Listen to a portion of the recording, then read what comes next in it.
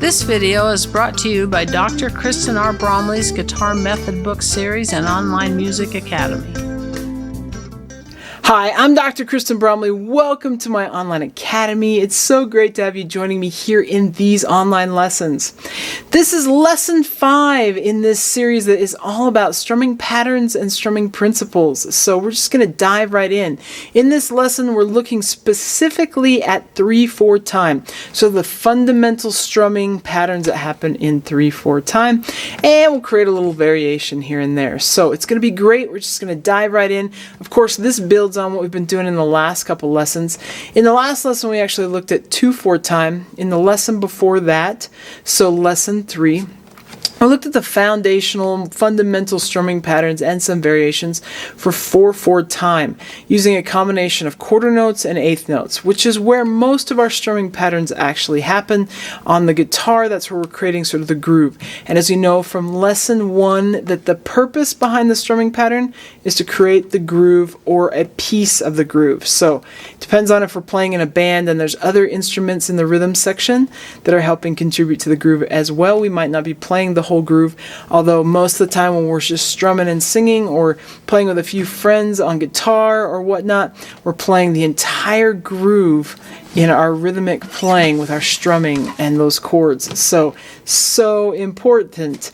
So we've looked at 2/4 time, we've looked at a lot at 4/4 time, and we're going to look a lot more in this course at 4/4 time, as it's the one that we play in the very most. It's the common time. Having 4 beats per measure is mostly what we play in with the different songs, but we are going to cover other meters.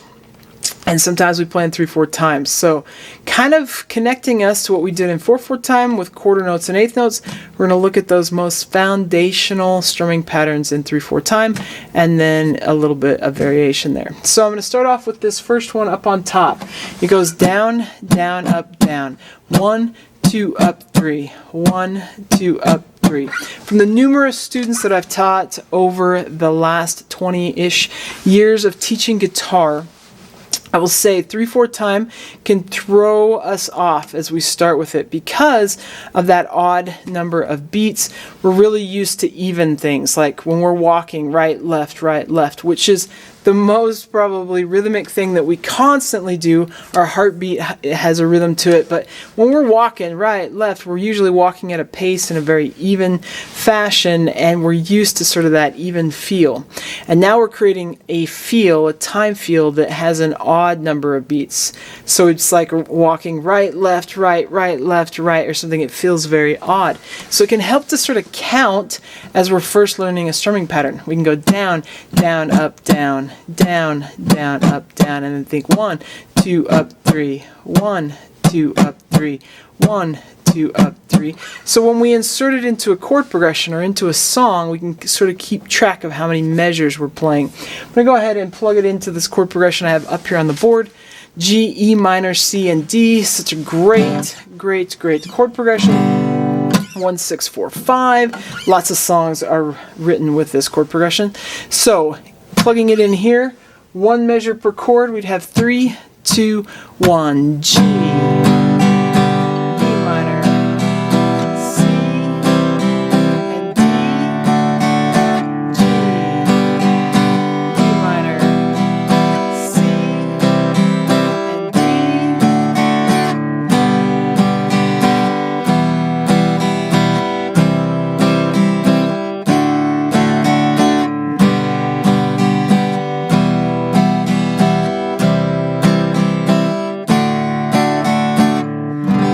Just like that. Now, as we've talked about in the last couple lessons, when we have eighth notes, we can have the eighth notes that fall in between the beat or on the off beat. We can push those further back into the beat and do something we call swinging the eighth notes. So swung eighth notes versus even or straight eighth notes. So straight eighth notes or even eighth notes are created equally. They each get the same amount of time. When we swing the eighth notes, we delay. We give more time to the downbeats or to the beats, and we delay that entrance of the upbeat or the offbeat, push it back further into the beat. So with this strumming pattern then, to swing the eighth notes that we have there, we'd have down, down, up, down, down, down, up, down, down, down, up, down, 1, 2, up, 3, 1, 2, up, 3. I'm going to plug it into the chord progression here. You got 3, 2, 1, G, E minor, C, and D, G, E minor, C, and D.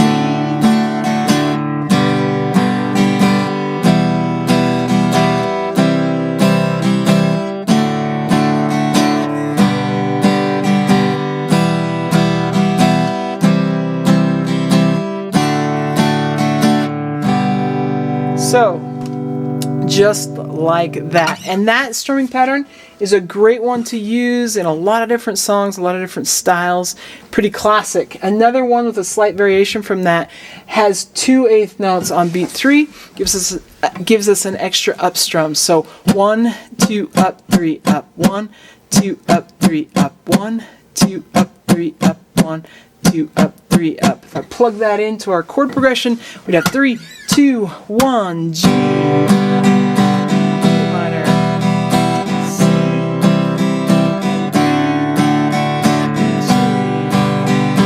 E minor, C,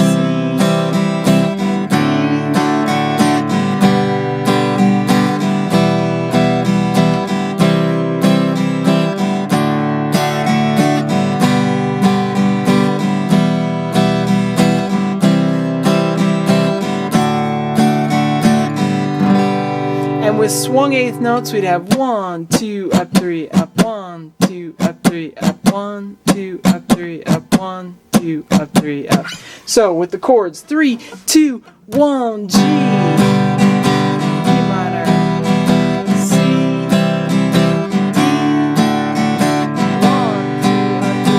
1, 2, up, 3, up, 1, 2, up, 3, up, 1, 2, up, 3, up, 1, 2, up, 3, up.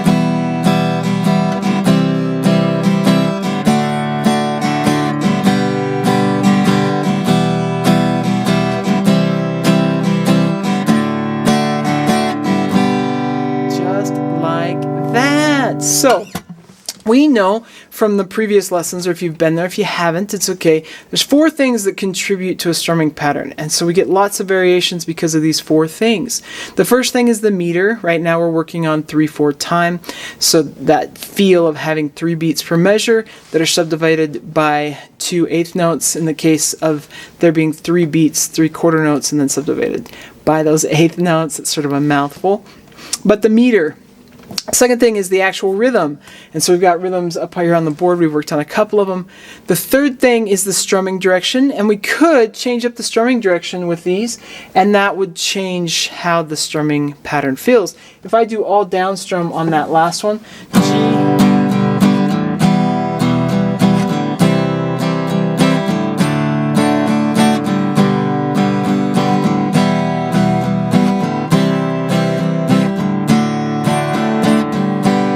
really changes up a little bit how that feels. If I did all up strum, it would change it up too.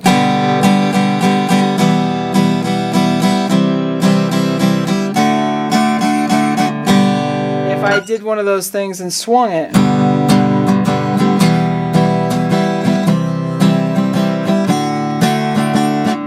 it just starts to sort of change it up. So how we the strumming direction makes a difference, and then how we actually treat each strummed figure, each rhythmic figure, and even if there's rest, how we treat those can really change up a strumming pattern. So if I were to palm mute with my down strum, it's going to change it versus open. If I'm in a setting where I'm not letting the chords just ring openly, that's going to change it. So we're going to play a little bit with this third strumming pattern, which sort of comes from the rock groove. I sort of envision some of these with power chords and so on. But we're going to do all down strums, all eighth notes. So we did this sort of thing in 4/4 time in lesson 2, had some variations. We'll play with it a little bit here in 3/4 time. So we're going to have 1 and 2 and 3 and 1 and 2 and 3 and 1 and 2 and 3 and plugging that in, we'd have 3, 2, 1, G.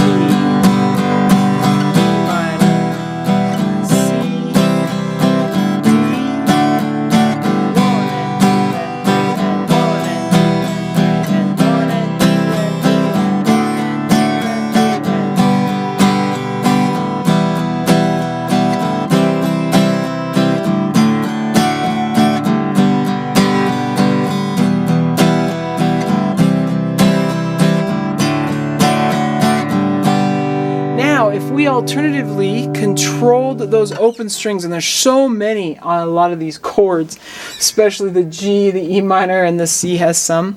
If we controlled that with a palm mute, if I take the palm of my hand and set it on the saddle, on the strings on the saddle, I get that deadened sound. And as I've mentioned, sometimes when I'm doing this sort of thing, I will actually bounce up and off and just palm mute as I'm going down, but not necessarily leave it there. Or I can leave it there. So it just depends. But if you played this with a palm mute, it's going to change the strumming pattern. It's going to change the feel a little bit. 3, 2, 1, G, E minor, C, D.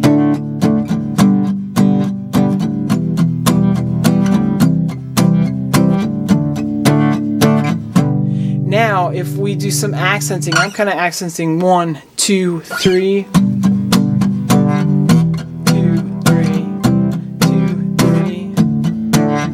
Changes it up a little bit.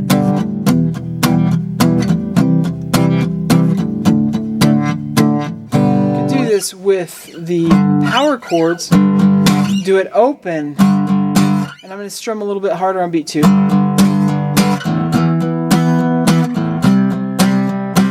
And beat 3. 1, 2, 3.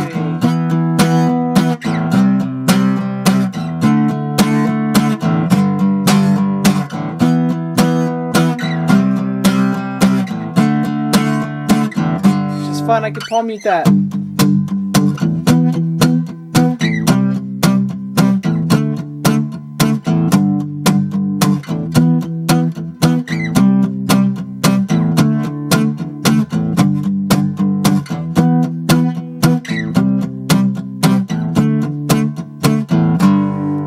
So, some fun variations with that. If I'm going to go back to the second one, down, down, up, do it with bar chords.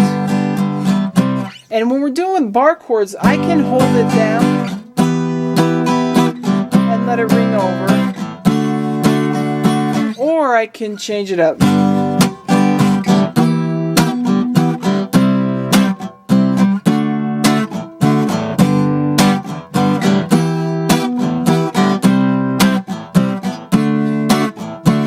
So what I'm doing is squeezing on beats 2 and 3. So that means after I've strummed, I just release the pressure here in my left hand.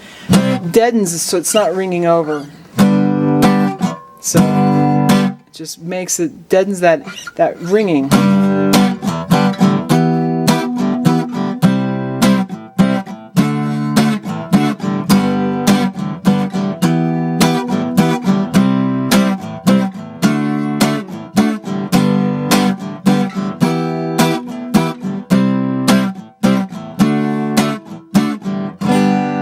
Changes it up further.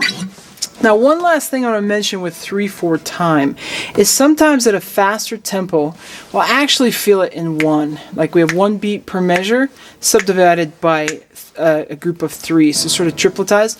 1, 2, 3, 1, 2, 3, 1, 2, 3, 1, 2, 3, 1, 2, 3, 1, 2, 3. So if we take something at a faster tempo like this one, 1, 2, 3, 1, 2, 3, 1, 2, 3, 1, 2, 3. It starts to feel like you can start to feel it a little bit in 1. I'm going to do this 2 measures per chord, so twice per chord this first time. 3, 2, 1.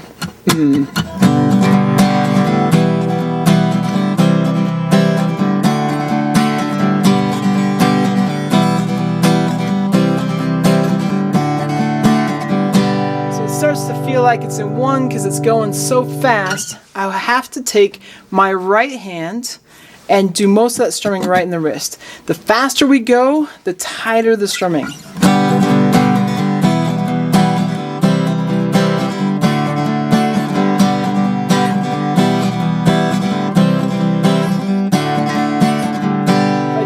1 time per chord. 3, 2, boom, boom.